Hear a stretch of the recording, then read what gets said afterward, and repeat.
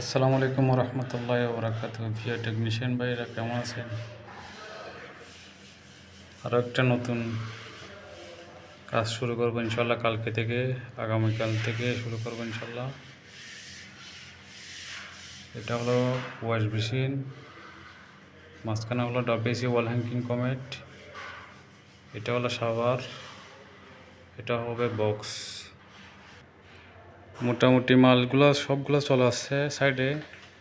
এগুলো হলো বিশ্বের 1 নম্বর কোম্পানি গ্রোহি। এগুলো সব ওয়াল হ্যাঙ্গিং কমেট বা ডাব্লিউসি বলেন। এখানে আছে আপনার বেসিন মিক্সার, এটা শাওয়ার মিক্সার, এটা শাওয়ার,